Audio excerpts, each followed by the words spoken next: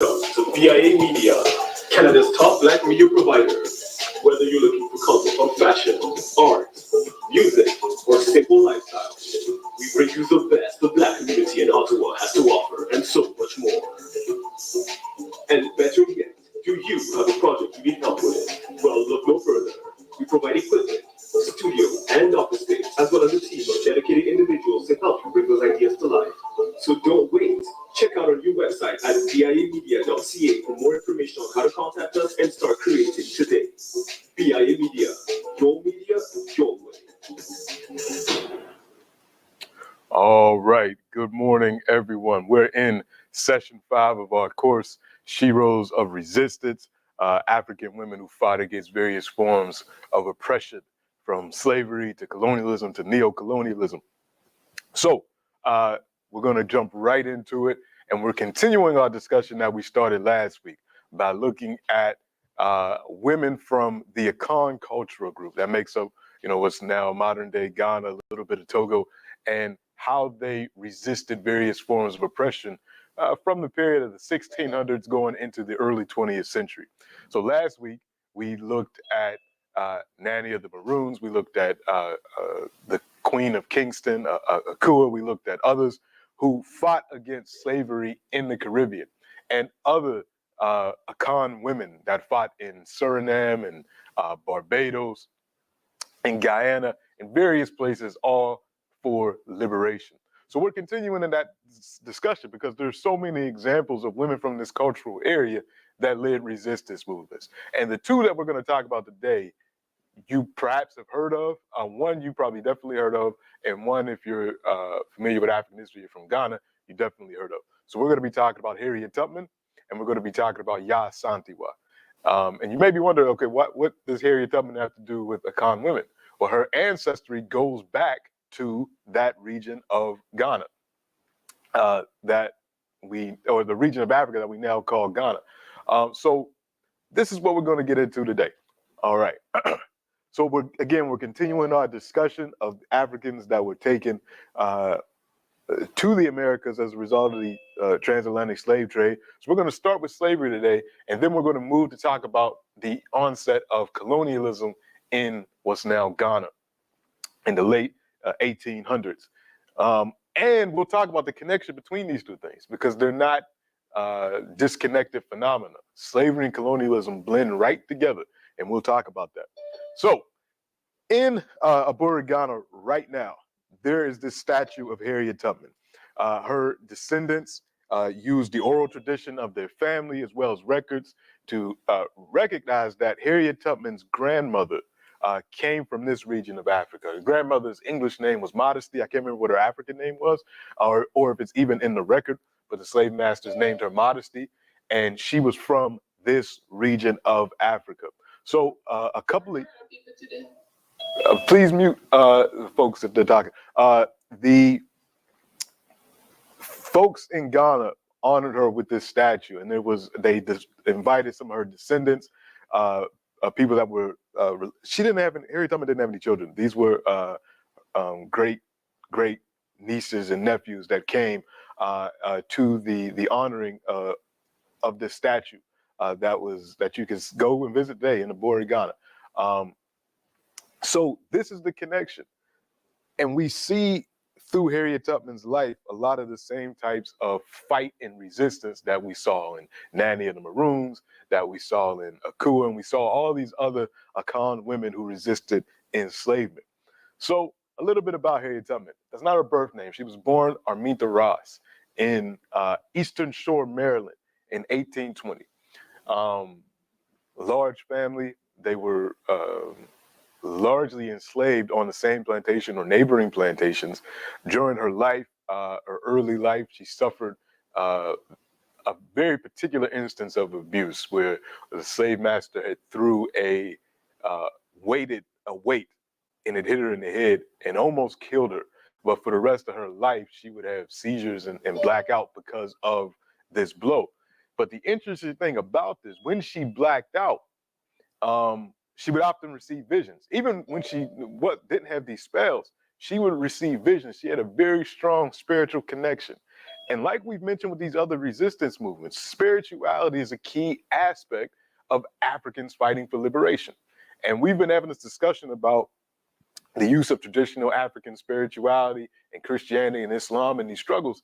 Harriet Tubman had a strong connection to the Christian tradition. She believed that all of her actions were guided by the Holy Spirit, and she had direct communication with God, who guided her in all the things that she did. So growing up in that enslaved environment, and like many enslaved people, the love of family and the support of family was key to maintaining sanity in an insane environment.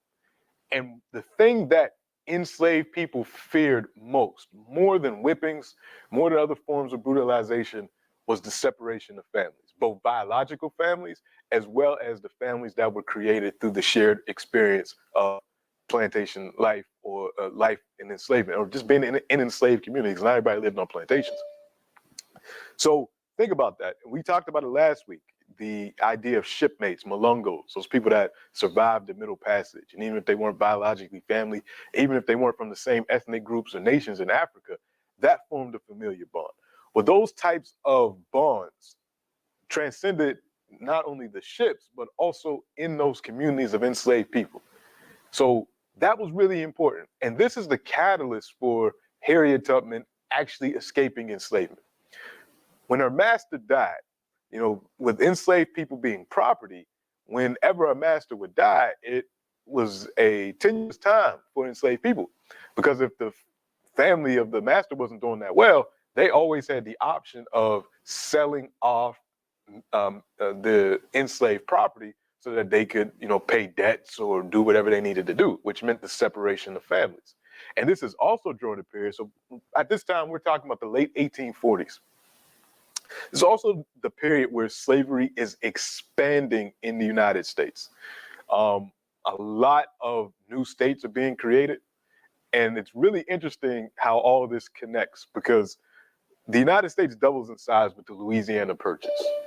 This is when Thomas Jefferson negotiates with France to get the areas between the Mississippi River and points further west, going all the way to the areas that the Spanish control.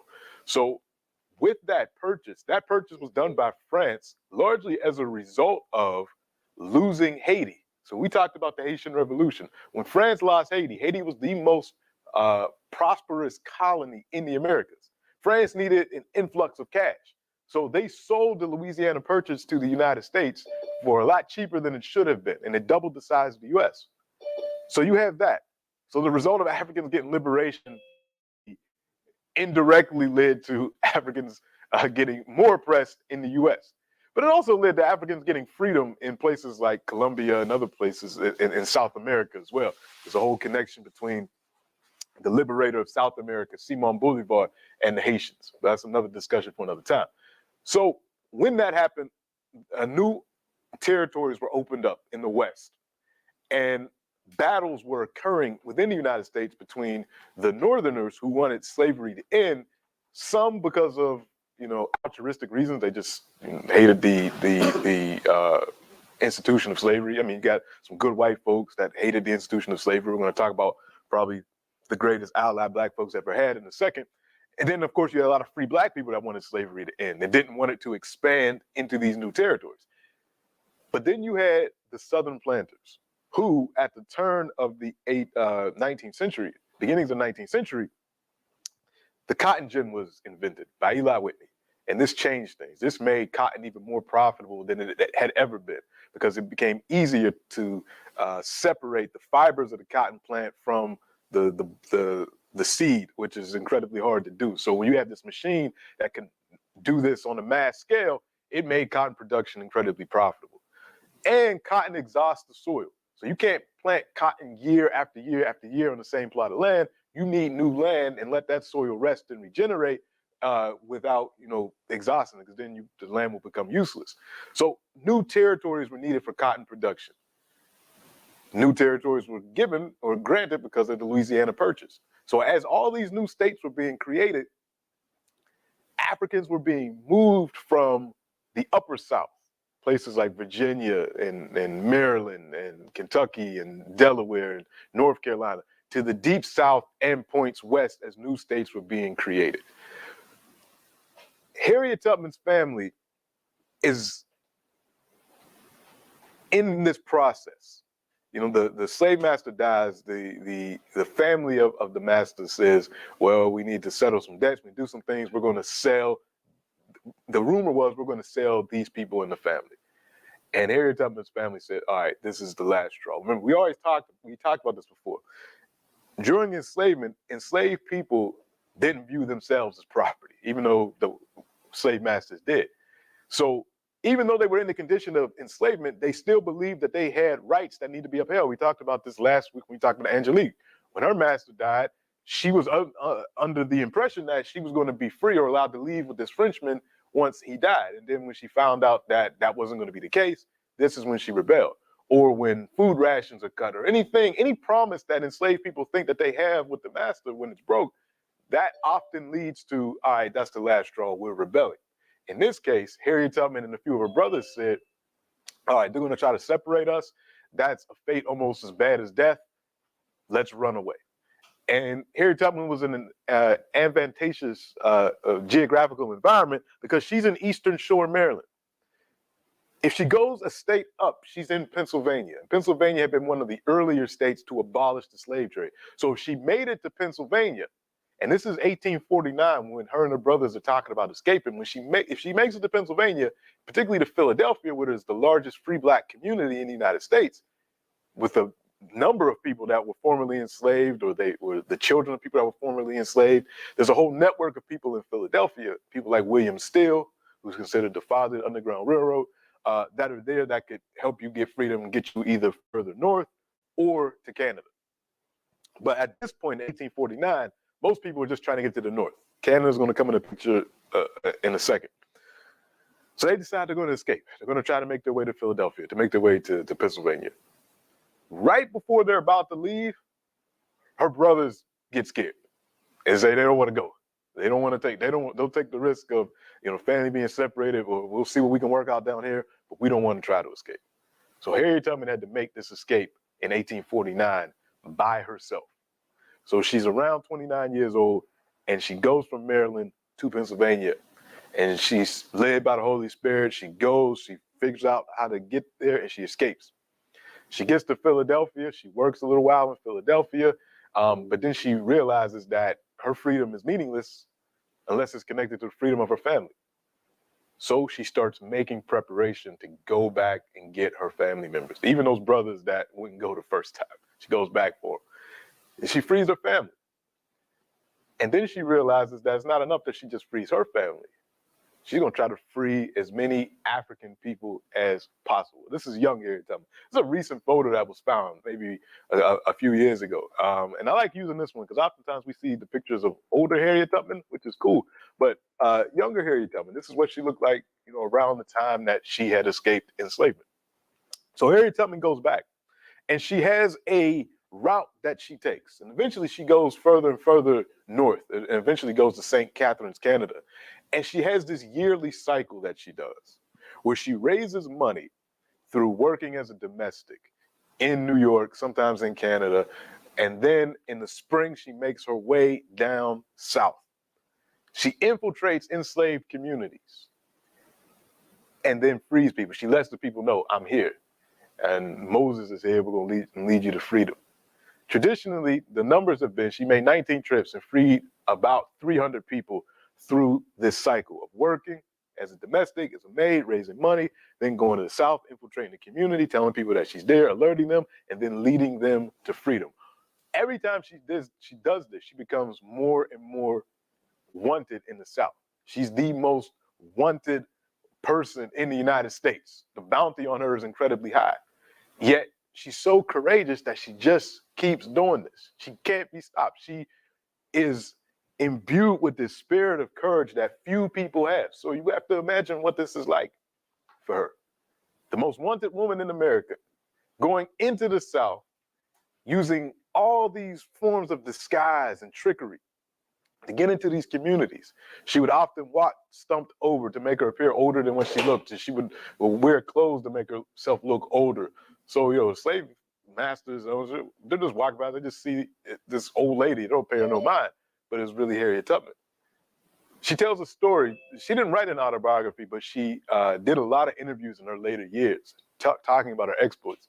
She tells a story that one time she actually passed her old slave master, I think the son of her old slave master, and he didn't recognize her because of how well disguised she was.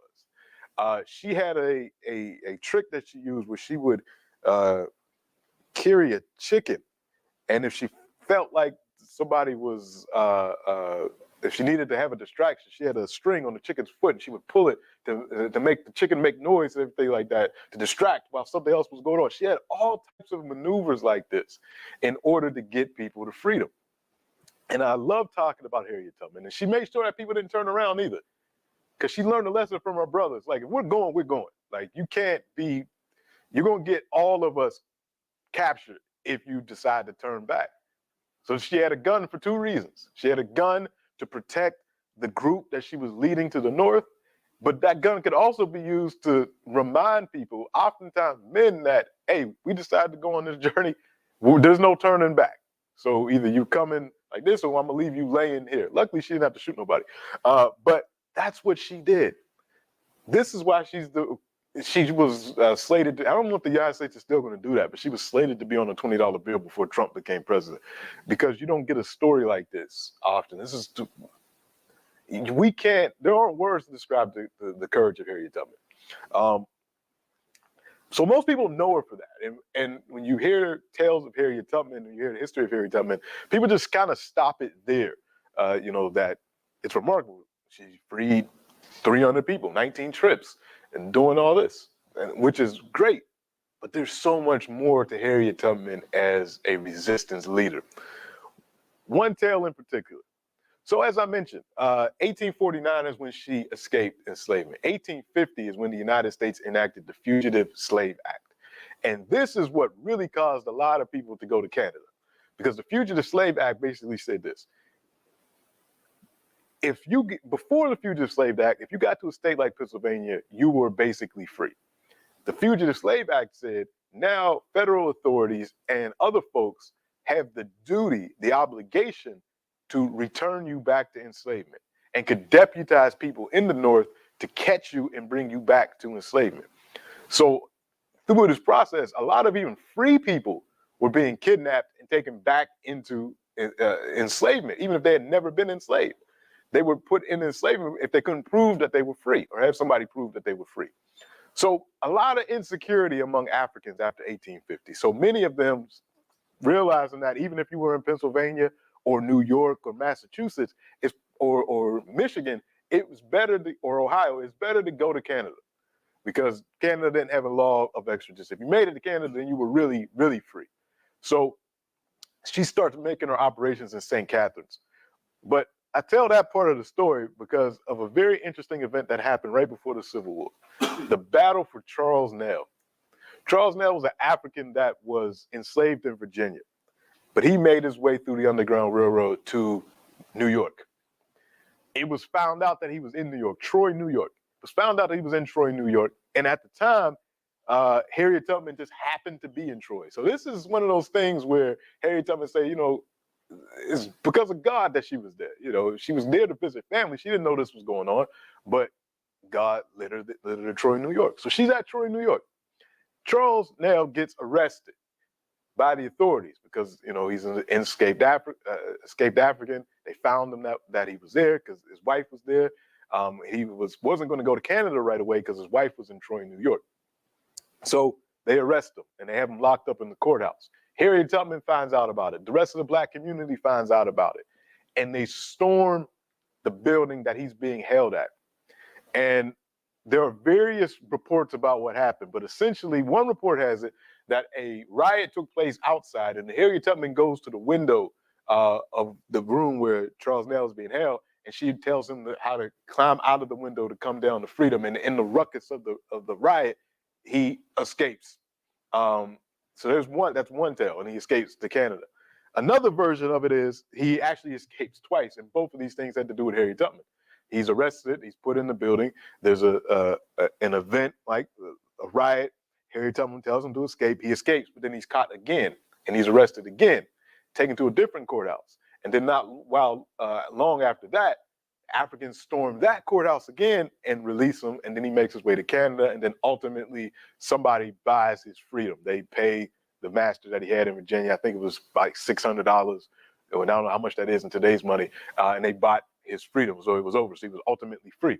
But this shows what Harriet Tubman was going to do, because this was a fight, and Harriet Tubman told later, and later interviewer, that she actually picked orders and carried them a ways to freedom before they were attacked by the police. And there's reports that she was fighting the police and there was shooting and back and forth. So she's free. I mean, she could have just left this alone. She didn't have to get involved in this. But this just shows how much Harriet Tubman hated the institution of enslavement and hated seeing her people oppressed. That she and the rest of these free Africans would fight to get this guy out of re-enslavement in New York. This is a tale that's not often taught about Harriet Tubman. And I think, and I'm not completely sure about this, but I think there's something behind that. You know, escaping enslavement, courageous, is not a confrontational act. You know, it's escape and you're leaving. But when you teach the history of confrontation and you talk about Harriet Tubman like this, and then we think about what we're doing for our brothers and sisters that are wrongfully incarcerated now in 2020. And many of us won't even write a letter to the senators or to a governor to help release our political prisoners, people like Mumia Abu-Jamal. Actually, Dr. Mutulu Shakur, Tupac's stepfather, is just getting released from jail. But there are so many political prisoners that were locked up during the Black Power movement and afterwards that few people even know about or won't even take the time to write a letter to the senator. But at this time, being the most wanted woman in America and these other free Africans that are in the vicinity that have a lot to lose because many of them are escaped, or many of them are children that could easily be arrested and taken back to enslavement, separated from their families. They were willing to fight, to confront the injustice head on, to go to the building where their brother was locked up and release him from prison. So teaching that type of history of confrontation is incredibly important. Probably the most important aspect of Harriet Tubman as a freedom fighter actually occurs during the Civil War. And it's remarkable how much this is not taught in history classes. So not long after the release of Charles Nell, actually right before this, Harriet Tubman meets another individual, an individual by the name of John Brown. John Brown was a white man that hated slavery with a passion. And John Brown felt that he was guided by the Holy Spirit and guided by God to fight against enslavement through any means necessary. And when people talk about European allies and white allies, he's the best example of an ally. He was willing to give his life and to fight other European people on behalf of the rights of African people. John Brown met Harriet Tubman, and John Brown was planning a raid on Harper's Ferry, Virginia. This is right before the Civil War. John Brown had fought in Kansas. Kansas was a state, like I mentioned, when those new states were being created as a result of Louisiana Purchase, Kansas was one of them. And the United States had a law that, you know, we will go with whatever the majority of the people in the state say. If they want it to be a slave state, it'll be a slave state. If they vote for it to be a free state, it'll be a free state. So you had all these forces from the South and forces from the North come to Kansas to fight it out to see if this is going to be a slave state or a free state. And John Brown was one of these forces, and it was called Bleeding Kansas. He went there, they were fighting the forces of slavery, and Kansas ended up being a free state.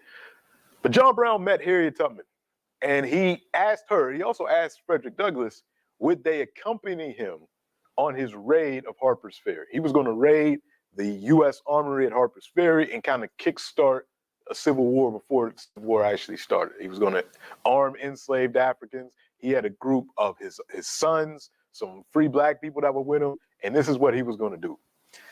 When he met Harriet Tubman, he said this of Harriet Tubman. He said, Harriet Tubman is more man than any man I've ever met. And he didn't mean that disparagingly. John Brown meant it as in terms of her courage, her willingness to sacrifice, her fight, her ability to fight, that she had more courage in her than any man he had ever known. John Brown referred to her as General Tubman. Every time he met her, he called her General Tubman. This is the amount of praise that he had for her. And she had praise for John Brown and everything that he was doing. She didn't accompany him on his it was the ill-fated raid of Harper's Ferry. He was captured and he was executed, and the hanging of John Brown became a seminal event in African American history. People remember that. He's a great martyr of this battle against enslavement.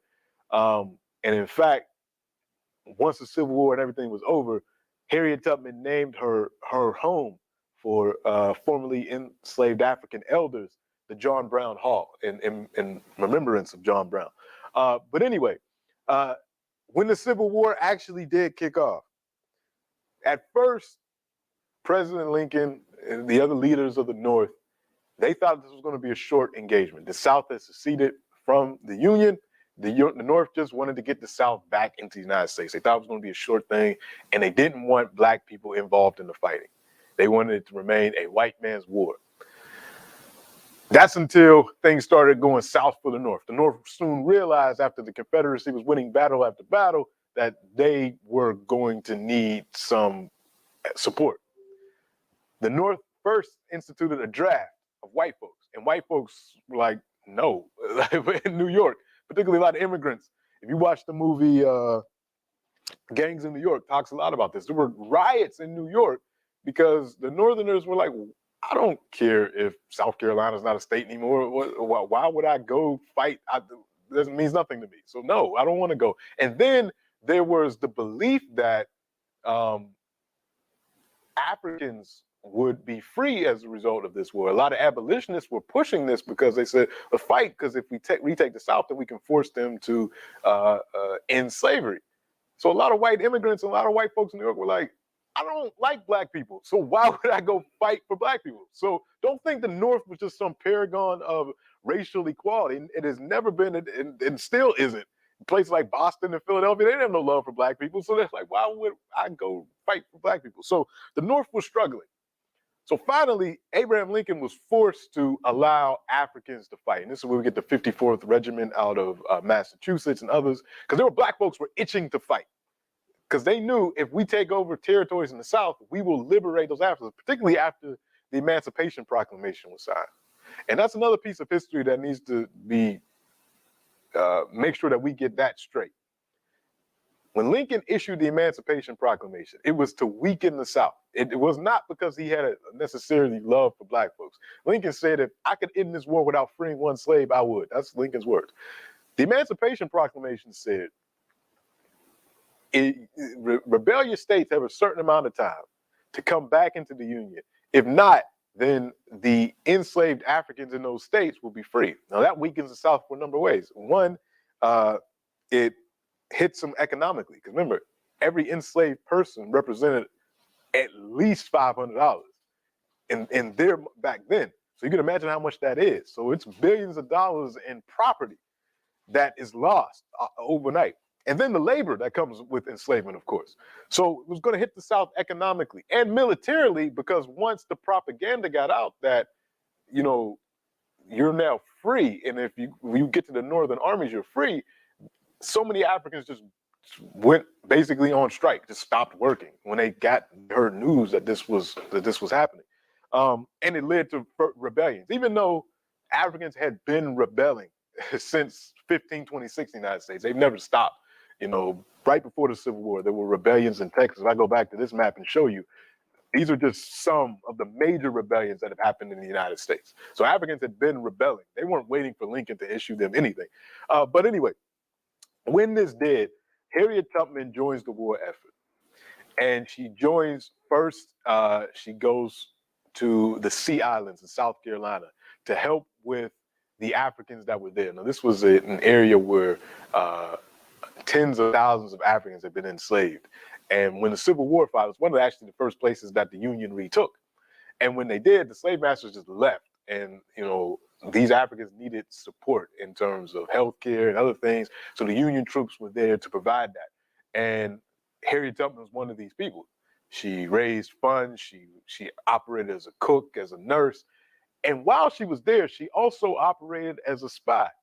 And this is the Deep South. This is South Carolina. So when hostilities really picked up, and the Union was creating a strategy to really take South Carolina, they knew this strategic Combahee River was incredibly important to the Confederates. There were a lot of munitions stored there. There were a lot of wealthy plantations. And if they captured this area, it would really, really weaken the Confederacy in South Carolina. So they turned to Harriet Tubman. She did reconnaissance of this entire region, meaning she got in disguise, dressed like an old black lady, and went out and talked to the enslaved population. Because the South, even in their war effort, was incredibly lazy. They relied on enslaved labor to hide their munitions and to do these things. So while they're fighting to keep these people enslaved, they're also using enslaved labor as part of their war effort. So the Africans knew where everything was. They knew where the guns were. They knew where the explosives were along the river. They knew so many things. They knew the weak points. So she got all this information. And then while she's getting this information, she's telling the people, look, a night's going to come where I'm going to liberate all of you. So just be ready. So she gets this information. She takes it back to the Union general. Now, she is a non-commissioned officer. She has no rank in the Union Army, but essentially she created this entire operation. But there is a general that's nominally in charge, even though she runs everything basically. The United States will recognize that later. So the night of June 1st, 1863 comes, and this is the night that the Union vote and attack these plantations. And the Africans run to the boats as they were instructed by Harriet Tubman. She had organized this so that in this one night, June 1st, 1863, she liberated over 700 enslaved Africans along this river. 700. So we give Harriet Tubman a lot of praise for her 19 trips to the South, freeing 300 people. She more than doubled that in one night. She freed 700 people through her own reconnaissance and her own organization of the Combahee River Raid. She's the first woman in U.S. history to lead a combat mission. Not black woman, first woman in U.S. history to lead a combat mission. And it was incredibly successful. And she told a later biographer who interviewed her that it was like the children of Israel crossing the Red Sea when she saw all these Africans emerging from these plantations and coming to the boats of the Union Army and becoming liberated. And then when those Africans became liberated, a lot of those men would then join the Union Army to increase the ranks of the Union Army. When Africans got involved in the Civil War, that's when the tide started to turn, and the Union ultimately won, and then slavery was eliminated. Now, let me go back to the Emancipation Proclamation, because that's important. I forgot to mention it.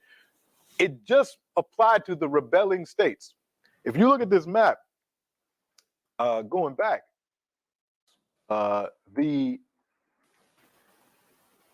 states you see, let me go to this one. Yeah, okay, I'll go to this one. There were states with slaves that did not join the Confederacy. Delaware, Maryland, Kentucky. These were border states.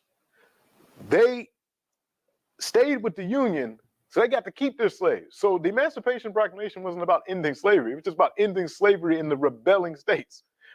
It's not until the 13th Amendment that slavery is ultimately abolished in the United States, except if you get locked up, then you can still be a slave. That's what the 13th Amendment says. Gee, slavery is over unless you get put in the penitentiary, then you can still be a slave.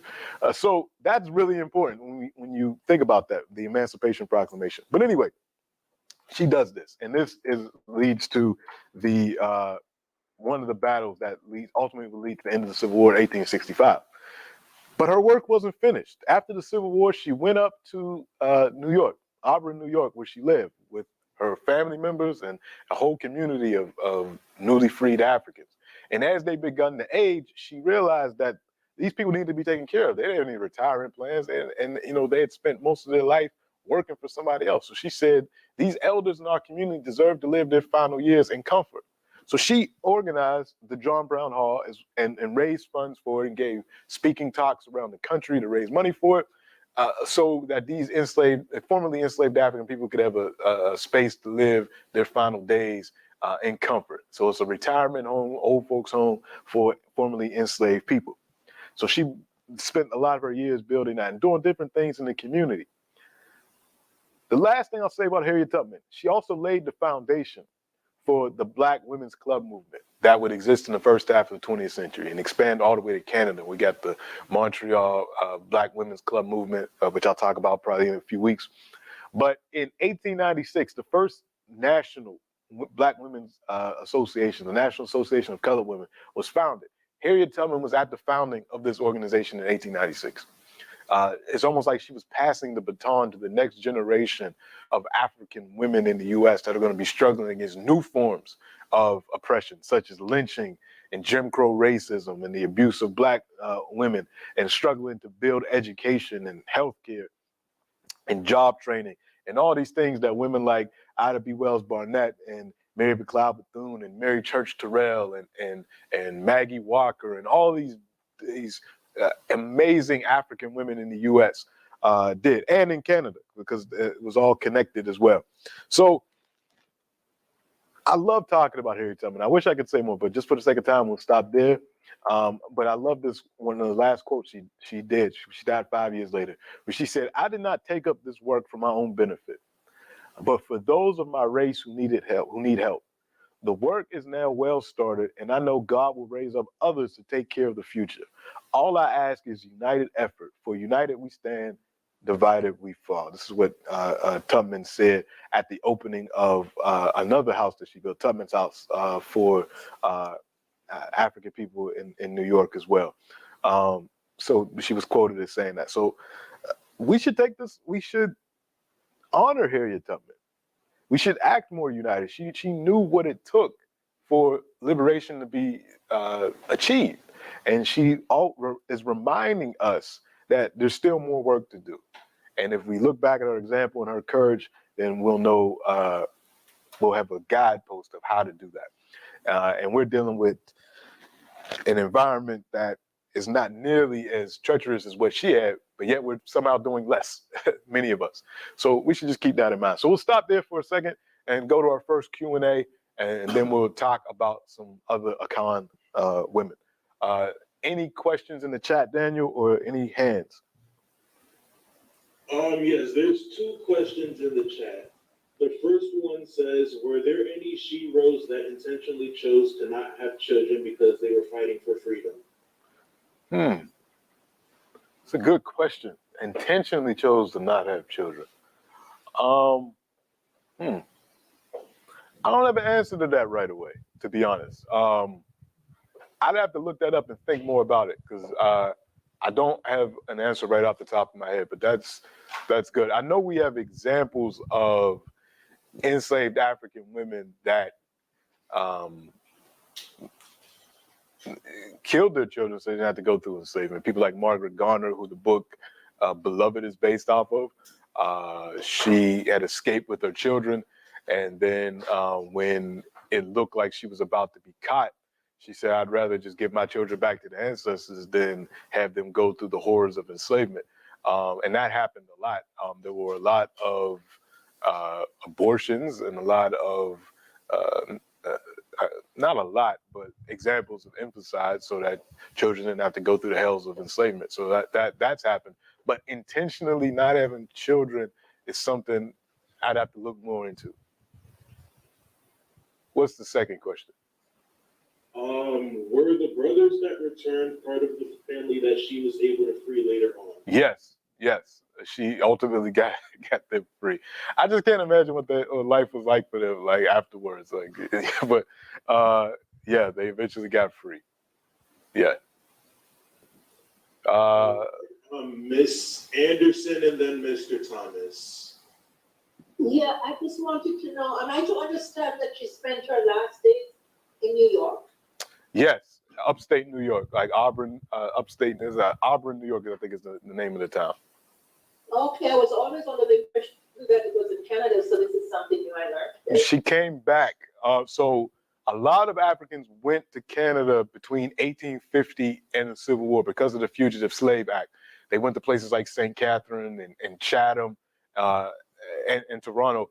But once the Civil War was over, many of them came back because the threat of being re-enslaved was over. A lot stayed, and we have those black towns, but many came back. So they used Canada as kind of like a place of retreat during the war. But once it was over, they came back.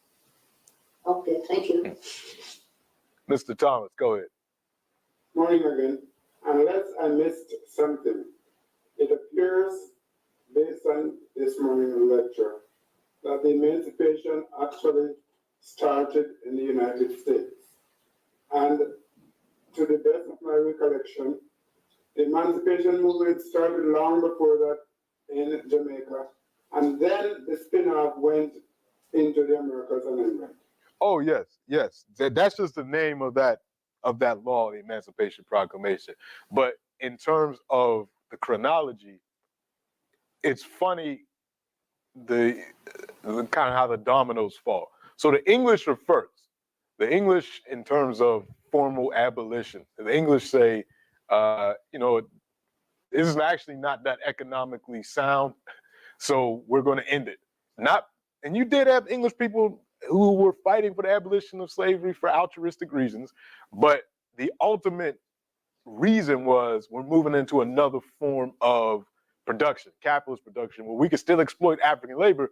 We could just exploit it as free labor and not as enslaved labor. We all these rebellions, these things. These are costing money, but if you give these people freedom, you can still exploit them, but it's more long-term economically beneficial. England understood that first, so that's why they granted emancipation into their territories. The north of the United States then started to understand that because they're industrialized a little while after England.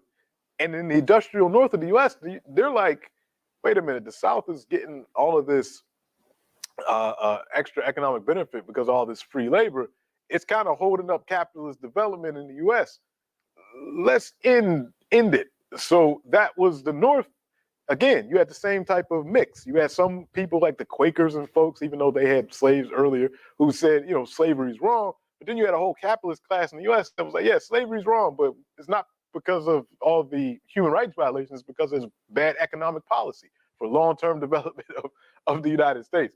So that's what it was. So it goes England, the North, and then finally the South was forced to as a result of the Civil War. But even then, the South afterwards realized too, like, yeah, we could still exploit African labor and they would be free, but we'll use sharecropping, we'll use the convict lease system. We're still will get that labor, even though these people are nominally free. Same thing in the Caribbean. Nominal emancipation, but we still got the apprenticeship program, and after that, just sheer economic exploitation. So yeah, that's correct. I think Robert has a question, and then if there's Daniel, check if there's anything in the chat.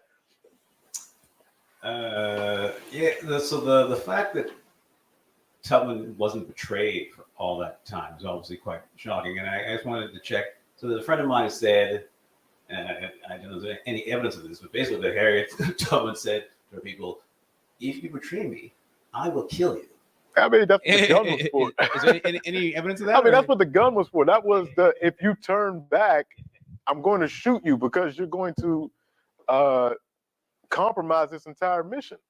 So, yeah, I mean, there was no going back. But yeah, she was never, at least not on record that we have, that she was betrayed, even during her reconnaissance of areas where she was spying and doing different things. But yeah, when they were on the move, it was, we're moving. You're going to follow what I say. I've done this, so many times. I know what I'm doing. Follow my lead. I don't want to argue with you. And if we got a problem, that's what the gun is for. I used to work at a place called the Charles L. Blockson Collection in Philadelphia. And Charles L. Blockson is he's older now. I think he might be in his 90s, but he's a great collector of African and Afro-Caribbean, African-American literature and artwork and these things. And he, at some point in his life, the National Geographic hired him to do a piece on the Underground Railroad, and he went all over. In fact, this is from. This might be from this is from the National Geographic. This might actually be from the research that Mr. Bloxon did. He actually went around the United States and found these areas where the safe houses were, and he put up the historical markers throughout the country, mapping out these routes to freedom. You see where they went. You know, it wasn't just to Canada and to the north, but to Mexico. It was free African communities in Mexico. People escaping by sea, going to Cuba, particularly to Haiti. Once Haiti got independence, it was a magnet for Africans that were able to escape and get to Haiti. But Mr. Bloxon was also at some point able to get in his collection Harriet Tubman's shawl, Harriet Tubman's gun, and Harriet Tubman's Bible. He eventually donated those things to the Smithsonian. You know, he had his own collection. He says best that these things are at the Smithsonian, and they're now in the big African American Museum in D.C. But he often talked about that. He was like, "Yeah, I'm glad that I got her gun." You know, a lot of these things are still there. All right, so we're going to move across back to Africa and back to the Ashanti Confederacy or the Ashanti Empire, whichever one we like to use. Because remember, this is the area that Harriet Tubman's ancestors come from, the area that Nanny came from, the area that Queen Akua came from in Jamaica, and so many other enslaved African women that led resistance movements. Many of them came from this region, either they directly or their ancestors.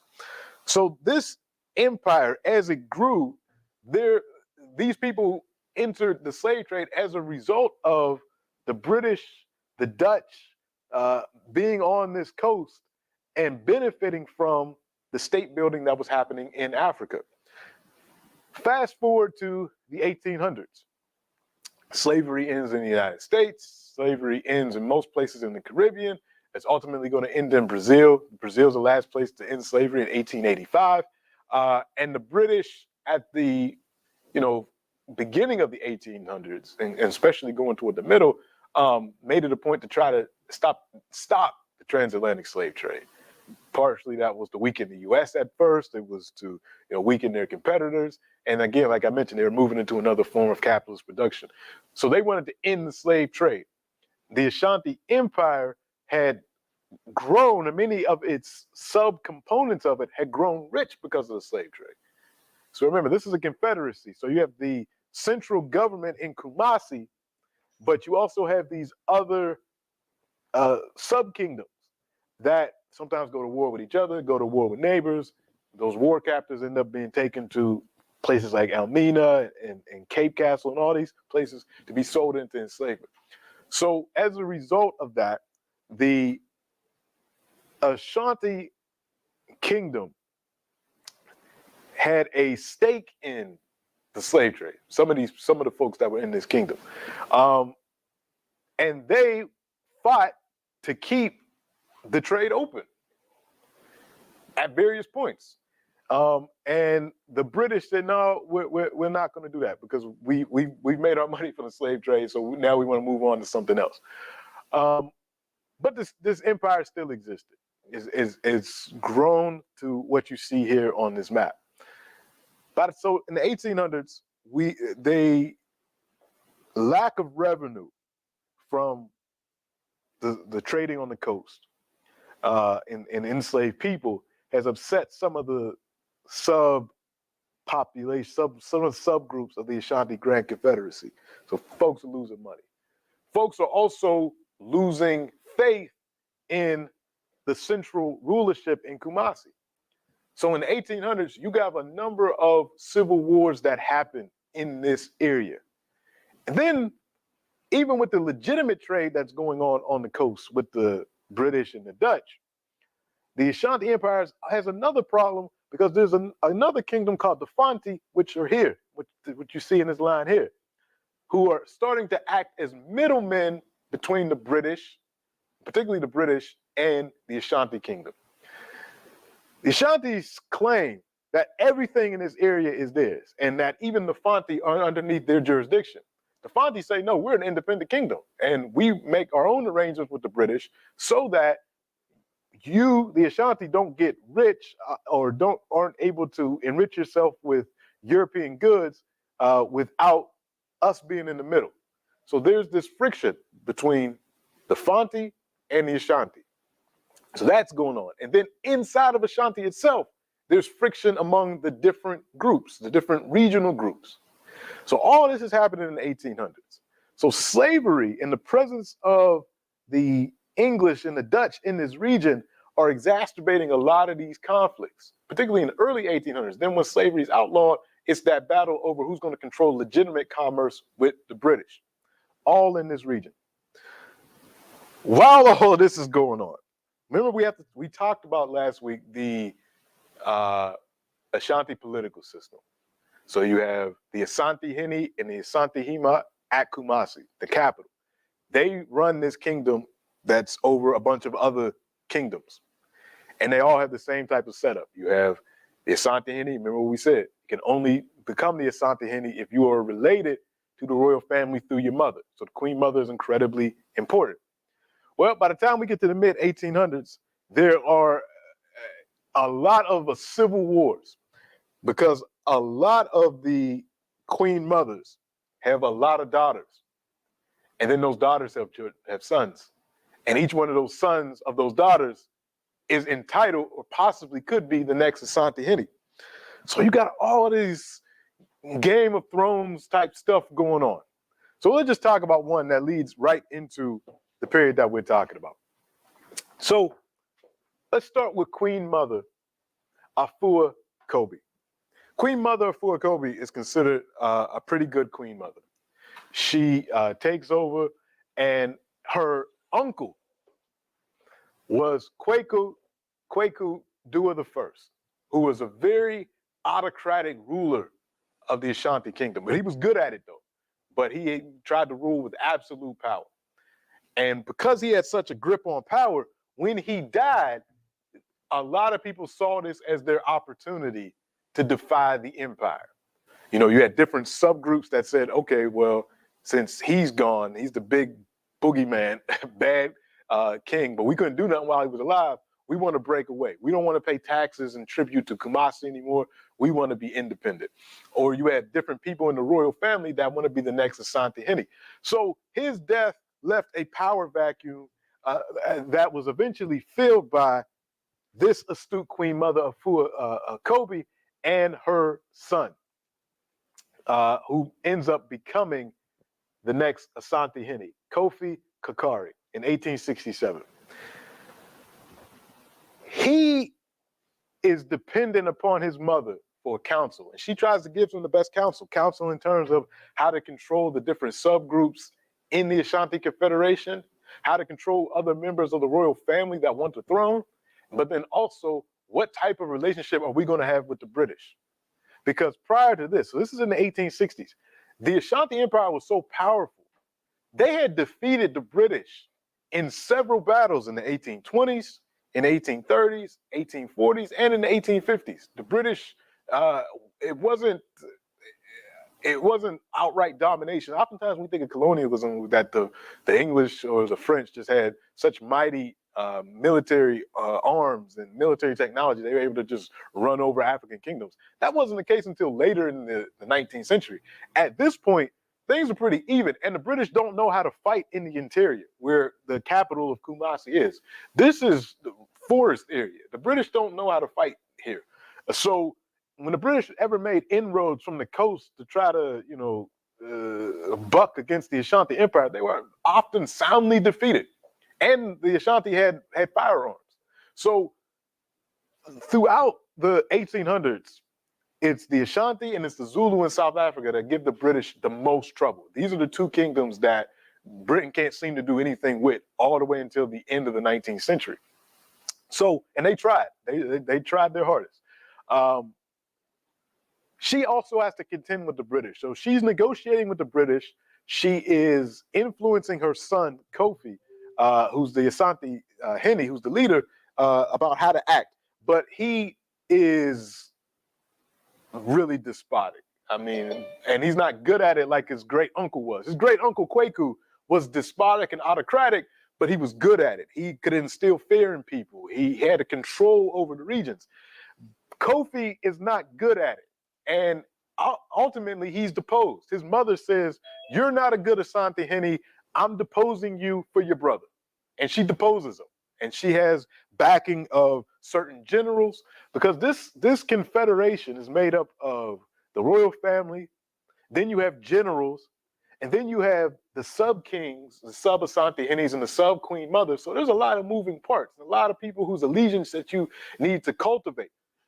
She, Afua, as a queen mother, was able to cultivate these allegiances so much so that she had her son deposed. She didn't have him killed. She just had him exiled. That's important. So Kofi Kakar is exiled. So her other son, Mensa Bonsu, takes over as the Asante Hene. He's very much like his brother. He's weak. He's ineffectual as the Asante Hene. He doesn't follow his mother's good advice. He's ineffectual. While all this is going on, her daughter, Ya'aka, is growing in power. So she's the daughter of the queen mother. She has set herself up as one of the most astute business women in the entire Ashanti Confederacy. She owns a lot of land, a lot of property. She has a lot of money. She set herself up with some good marriages. Her first husband was a descendant of one of the previous Asante Henes, and her second husband was his brother, another descendant of one of the previous Asante Henes. So she set herself up, and she knows, because she's the daughter of the queen mother, that one of her sons is in line or could possibly be the next Asante Hene. So she's prepping her sons. She's starting with Kwaku, her older son, Kwaku Dua II.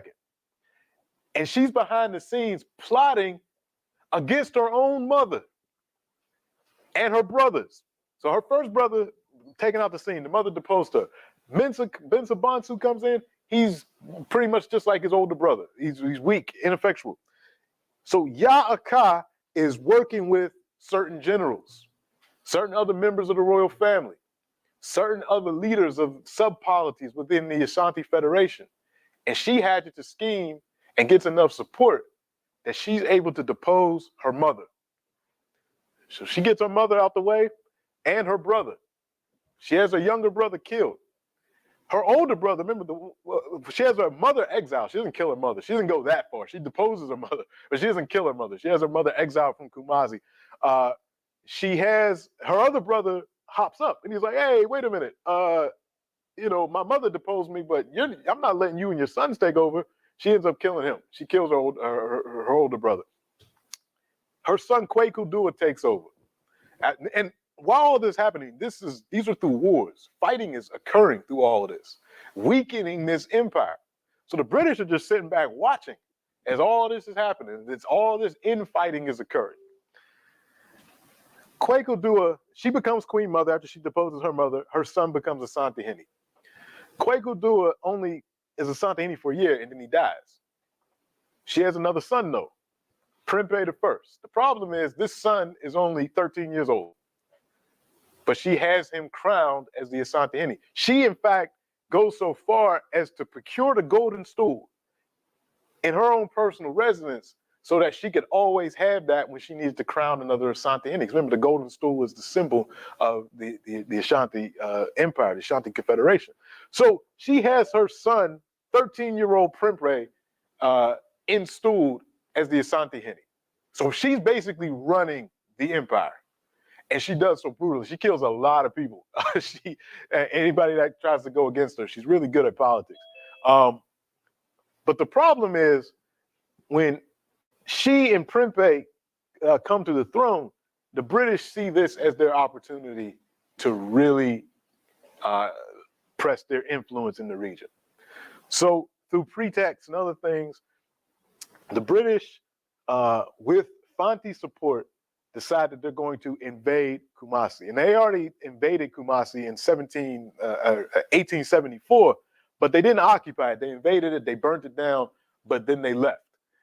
This time, however, they're going to force the Ashanti Empire, the Ashanti Confederation, to become a British protectorate. the way that the Fanti, so the Fanti had already, at this point, had said, you know what, we're under British protection. We'd rather be under British protection than Ashanti domination. So the Fanti said, we're a protectorate of the British. The British now want to extend that protectorate from the coast over all of this. And so they're coming up against Akya and her 13-year-old son, Prempeh, who at this point he is closer to 16. He's a little bit older, Prempeh the first. And they're able to win victory after victory after victory because the state has already been weakened from a decade, going all the way back to the 1870s. A decade of civil war, almost 2 decades really, of civil war and fighting and weakening of this empire. So when the British are ready, it's not that the British are just so much superior, it's that this kingdom is already fractured and weak. So when the British are making their advance, you got some sub-kingdoms in this region that are just like, yeah, go. We're not even going to put up any resistance because we don't like what's going on with the royal family in Kumasi and all the fighting. So yeah, go ahead. We're not even going to put resistance on your march to Kumasi. So let's see how this plays out. Daniel, would you mind playing that video? We'll watch this video, and then I'll tell you when to stop it. Then we'll talk about the experience of one of the Queen Mothers. Culture and power sustained the Asante Kingdom, and it continued in this vein for some time. However, by the second half of the 19th century, rival Fanti rulers along the coast were increasingly keen to assert themselves and wanted to increase their control of coastal trade. Significantly, by now, there was an ever-growing British presence in this part of Africa. Unable to defeat the mighty Asante themselves, the Fanti turned to the British for help. Their interests aligned. The consequences for the Asante were disastrous. In 1874, the British ransacked Kumasi. They took all its treasures, destroyed the king's stone-built palace, and then burnt down the city. The destruction lasted for well over a year. The British declared this part of Africa a crown colony and called it the Gold Coast. But the Asante Kingdom did not perish.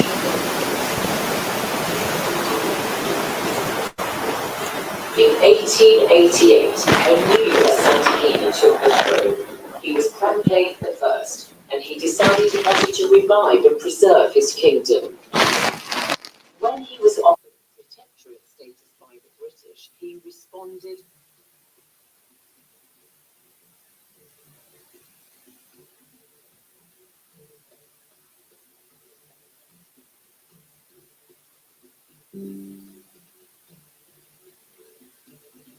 but Prempeh knew he could not defeat the British militarily, and he signalled he was prepared to negotiate. The British were in no mood to do so. They did not want to see the re-emergence of a strong Asante kingdom. The story of Prempeh I and photos and objects from his reign are on display at the museum in the Manhia Palace in Kumasi.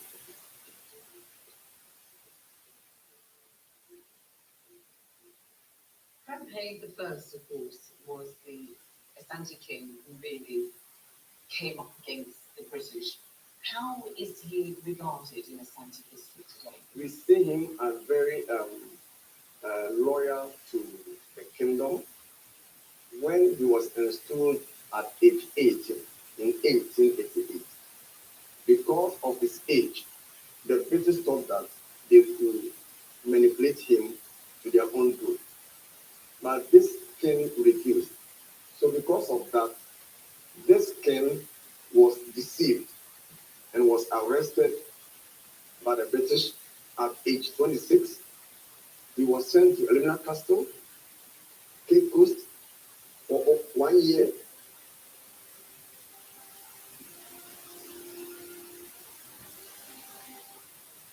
Prempeh I was brought and kept in this room at St. George's Castle in Elmina, about 12 kilometres from Cape Coast. And from here, he was dispatched into exile to the Seychelles.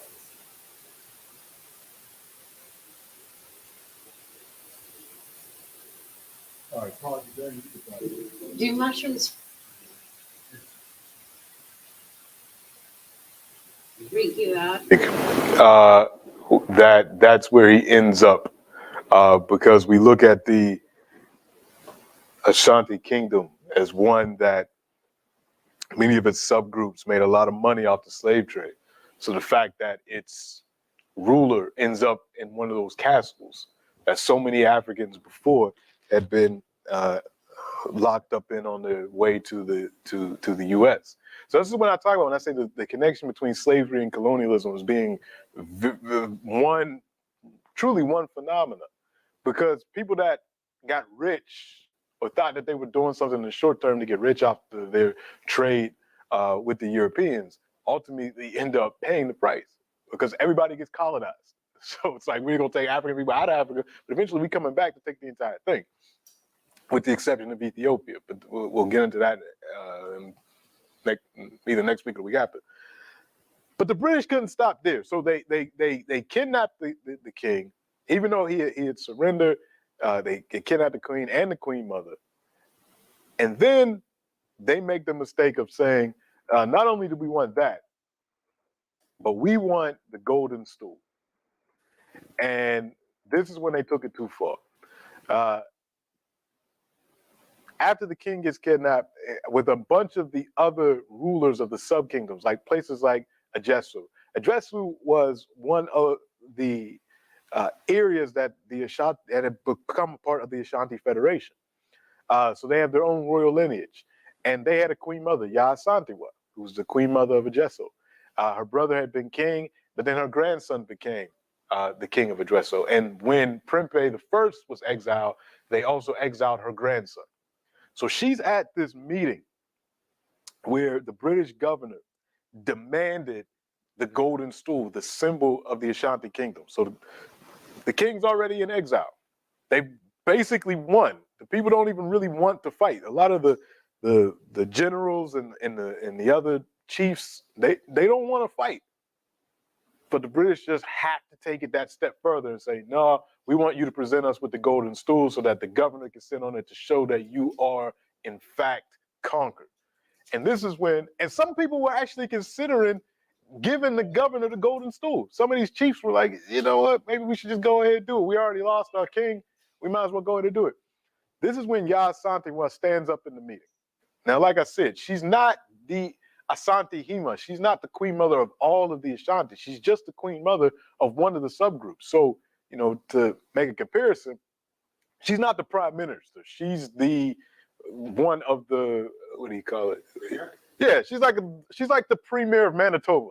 Like, it's not even the premier of Ontario. It's not even one of the major provinces. But she's the premier of like Manitoba. She gets up in the meeting and she says, how could you even consider doing this? Of all of our history, all the things that we've done, how great this kingdom is, how could that thought even come into your mind? And she's talking to men, and she says, you know, men are not fences for any woman to lean against. It's like, I can't depend on any of you. And she insults them. I mean, she says, brave men of our motherland, we face serious confrontation because of this governor's insulting demand for our golden stool. We should remember that not long ago, the white man invaded our country and declared our kingdom a British protectorate. Let us not forget that this same white man set ablaze Kumasi, our seat of government, after looting all the priceless treasures bequeathed to us by our forefathers. Our king, Nana Prempeh I, was arbitrarily arrested and deported to foreign lands, together with our queen mother, Nana Ya Akaya, and our leading chiefs, without anyone raising a finger. Today, the governor has come to demand for the very soul of the Ashanti of the Ashanti nation. Countrymen, shall we sit and accept humiliation by these rogues? Arise, resist the white man whose sole purpose in our land is to steal and destroy. It is most honorable to perish in defense than to live in perpetual enslavement. I have seen that some of you fear to go forward to fight for our king. In the brave days of old, chiefs would not have watched their king being taken away without firing a shot. No white man would have dared speak to Asante chief of, oh, the way that the governor speaks to you chiefs this morning. Is it true that the bravery of Ashanti has no more? I cannot believe it. If you men of Ashanti won't go forward, then we women will. We will fight until the very last of us falls in the battlefield. I, Ya Santua, am prepared and ready to lead you to war. She also said, I don't have this quote, she also said, if you men don't want to fight, then I'll take your loincloth and you take my undergarments.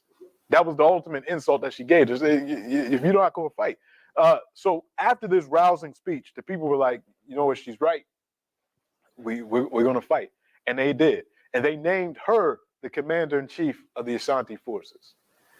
She provided the spiritual, the political, the moral fortification for the troops as they went out to fight against the British. She oversaw the planning of resistance and delayed British strategies.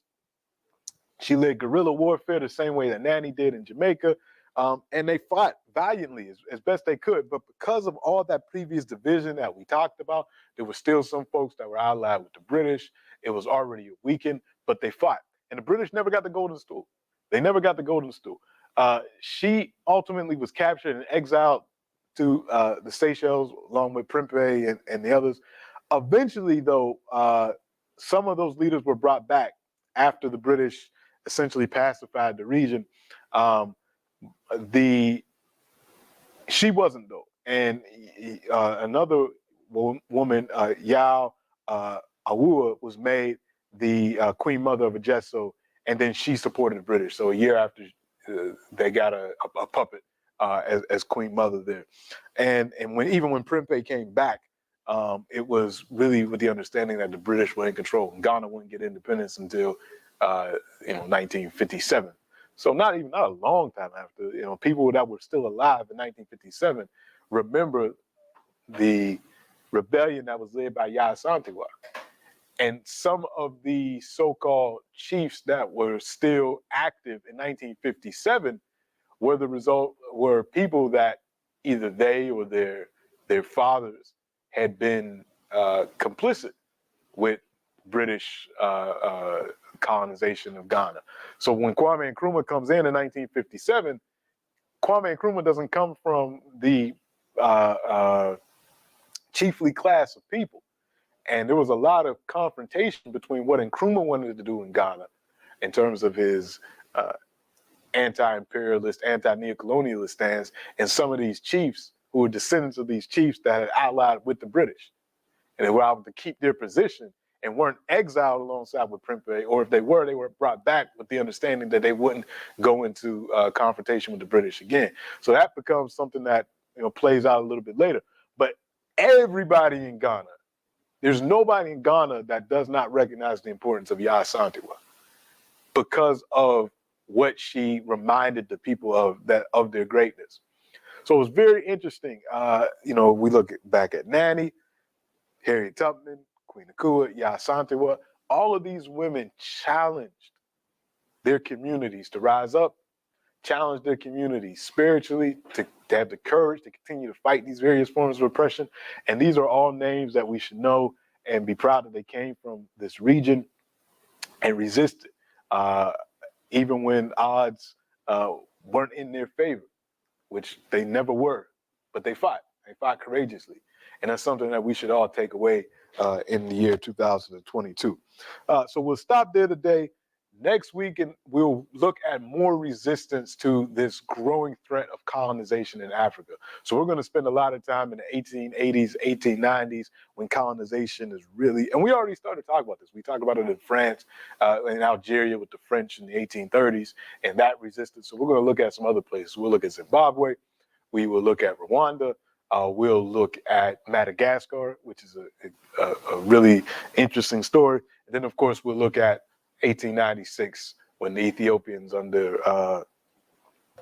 Queen Taitu, Empress Taitu, are able to defeat the Italians. So we'll talk about those stories and some more next week when we reconvene. Any questions in the chat, Daniel, or any hands? I don't see any questions in the chat, and I don't see any hands right now either. Okay. Any announcements, anything that folks want to say before we close up tonight? Okay, I think I see a hand there. Yes, Nduta, go ahead. Good morning, everyone.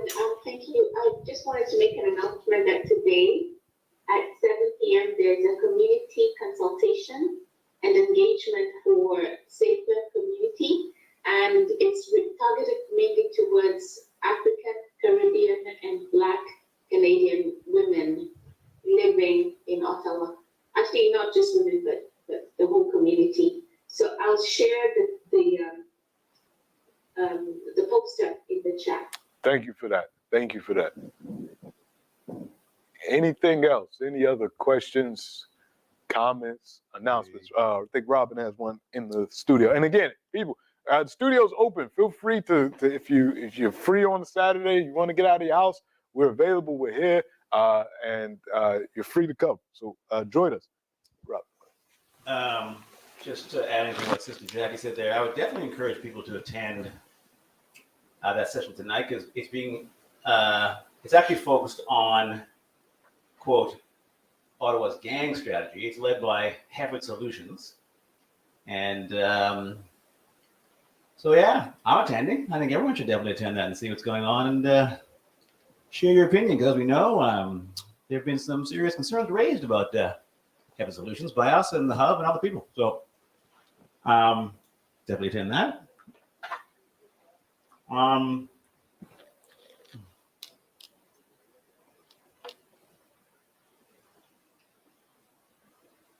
Yeah, no. So I mean, your lectures always trigger so many thoughts, man. So the Emancipation Proclamation, you said it freed slaves unless they got locked up. Is that what I heard correctly? No, the Emancipation Proclamation freed enslaved Africans in the rebellious states.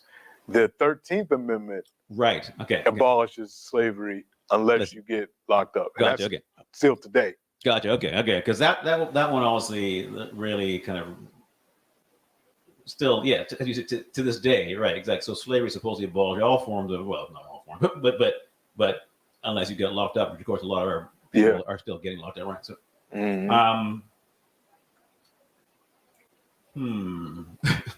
well, I guess I want to throw this out. So obviously these are really inspiring stories about women who, as you mentioned, encourage folks to fundamentally challenge the system. Okay, so I'm going to talk about somebody that I think a lot of people know, and this will be a controversial opinion, I suspect, but yeah. So I think a lot of people are familiar with Jean Augustine. Okay, she was the first black woman member of Parliament. Okay, so I've known of Jean Augustine for a while, and kind of heard her story. Her story is that she came from Grenada, worked as a domestic, became a member of Parliament, and she was the one who pushed to get Black History Month recognized. Right? So I went to there was a film actually done about her, and there was a premiere of that film a few weeks ago, and I went to it. And in the film, there's like a number of white folks praising her, including conservatives. Okay, and 100% sure that the message that seems to come through that clearly from that film is that yes, there is some discrimination done by some bad folks. There is some discrimination, but if you get an education and work hard, you can overcome it. There is no at all challenging the fundamental system of that there's systemic anti-black racism and why it's there in the whole bit. And so certainly people use her story to push that narrative, right? To stay aware. And I gotta admit, I've never heard Jean Augustine challenge that narrative. I don't know one way or the other. Someone with more experience with the Honorable Jean Augustine will probably have a better answer for that. Yeah, I don't know one way or the other. But it is interesting. She's not the only one that narratives are created about the folks' lives to paint a picture that may or may not be accurate. I mean, it's done all the time. It's done with they even do it with Malcolm X, which is always the funniest thing that like, oh yeah, Malcolm X realized toward the end that white people aren't bad and therefore that he's sanitized now and we can use this as yeah, like you said, some white people did some bad things, but the system itself is not bad because it allows somebody like Malcolm X to even see that, so which is completely off. So I'm not surprised that that's done. I don't know the answer to what the Honorable Gene Augustine's critiques of systemic racism in Canada are. Somebody provided more information than me, but I'm not surprised that was done at all. I don't know if anybody in the chat knows anything about that or anything, but that's always interesting. Or anybody on the call. Daniel, anything in the chat? Not about that, but or anything?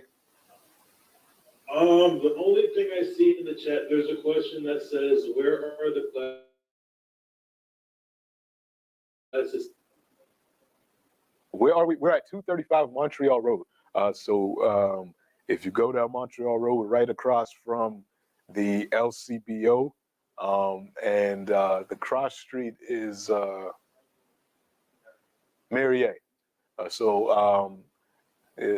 Very accessible through various forms of public transportation as well as driving. So yeah, we're here, and yeah, feel free to join us. And just look up BIA Media as well. And there's so many resources that you can use. This is a space that's inviting the community to utilize it for your videography needs, your meetings, podcasting, so many opportunities to do so many great things here. So yeah, definitely look into the space, look into the resources. Anything else? Is that a hand from no, it's just thumbs up. Robert, go ahead. We have another announcement. Well, actually, just following up on what you said about the narratives of our folks, and you mentioned Malcolm X, but there's same thing with Martin Luther King. Oh yeah, it's even worse. People just grab him. Everyone uses them, right? So there was I wrote a blog post a while back that hit on that idea of how the coverage of some of our videos are sanitized and changed. And one of the things that we don't hear about is this quote. Okay, so this is from Martin Luther King. And this is so when I say, yeah, as we know, people who excuse me, claim Martin Luther King, a lot of white liberals love him to death, right? So, but they don't use this quote. I must confess that over the past few years, I've been gravely disappointed with the white moderate. I've almost reached the regrettable conclusion that the Negro's great stumbling block in his stride towards freedom is not the White Citizens Council or the Ku Klux Klan, but the white moderate who's more devoted to order than justice, who prefers a negative peace, which is an absence of tension, to a positive peace, which is an absence of justice, who constantly says, I agree with the goal you seek, but I cannot agree with your methods of direct action, who paternalistically believes he can set the timetable for another man's freedom. Unquote. And I think that's from a letter from the Birmingham jail, Yeah. which is often used in pieces, but not in full. But it's one of the great pieces of philosophy and theology that was written in the 20th century. And he wrote it in jail on the margins of newspapers and on toilet paper. He writes this letter that most people don't read anything by Dr. King anyway, but that's one of the ones that's not read. Ms. Anderson and then Anemnu, go ahead. Yes, I just wonder the best way to access previous lectures. The course website has all the previous lectures. So if you register for one of our courses, every course you have to register for the individual course, and it's still free, but all the lectures are there. So you'll have all the recordings from even past years that since we started recording in 2020. So I know for this week, it'll be up there, and there'll be at least 2 other videos that you could watch from week 5 of last year and week 5 of the year before. So, can you give me the link to the course? Oh yes. Yeah. You tell me, I can search it. I'll email it to you because I'm not near it. The way we have it set up now, I'm not near my computer. Unless Daniel, if you have access to the course website, could you put it in the chat? If you have access to it, just put the link to the chat in there, and it should be there. Or did somebody just put it? I think Daniel just put it. Okay. Yeah, thank you. And Nimnu, go ahead. Yes, no, I think that was the address. Did you put the link, Daniel? I think it was the address for the in-person lecture that you put. I'm gonna put the link too. I'm just putting the name of the website as well. Oh, okay, thank you.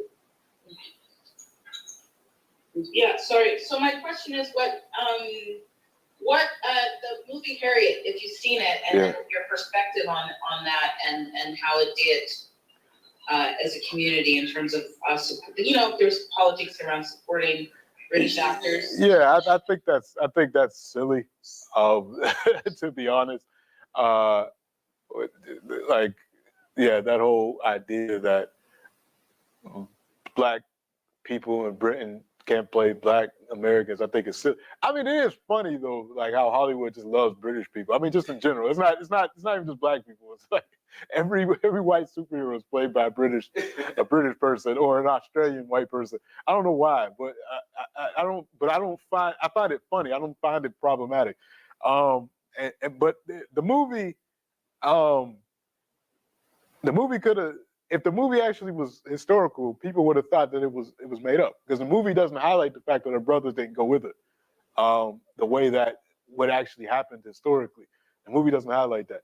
The problem I had with the movie was the Combahee River raid gets like an epilogue mention at the end, and it was so important that I thought, all right, this is an opportunity to give that more time, because everybody knows there's been a number of movies made about Harriet Tubman. I think the best one, actually, I think was the one they did in the 70s with Cicely Tyson.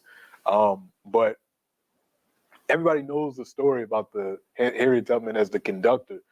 Very few people know the story of Harriet Tubman as the soldier and the spy. I wish more of that was discussed in that film.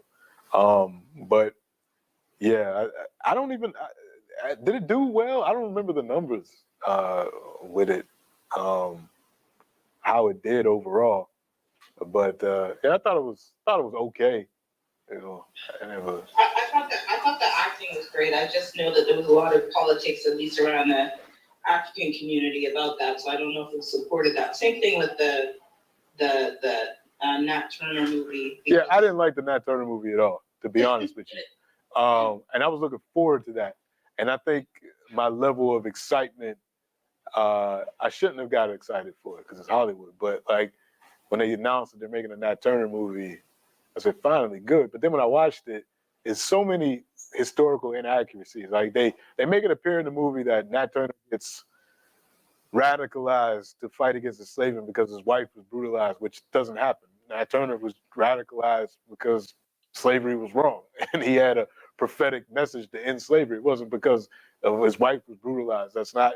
You don't need to have that to get you ready to fight against enslavement. And then the actual fighting was only, again, the last 15 minutes of the movie, which is what I thought was going to be opposite. If you're going to make a movie about Nat Turner, the bulk of the movie should be the actual revolt and rebellion, and not a movie where you spend 3/4 of it talking about how brutal slavery was. We know how brutal slavery was. This movie is supposed to be about the rebellion. So still waiting on that Haitian Revolution movie. Let's see how, because that's the one that really needs to be told. Right.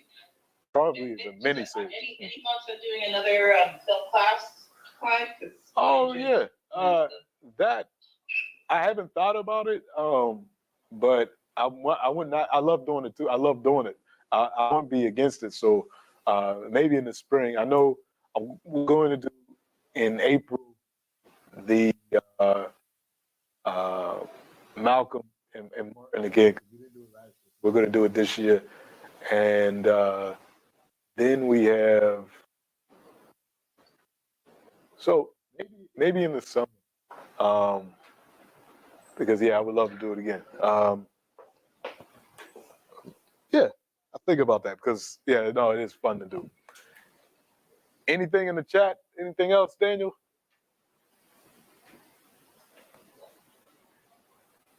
I think that's it. All right. So we'll close it there today and pick up again next week. Everybody stay safe, and we'll talk soon. Thank you. Thank you.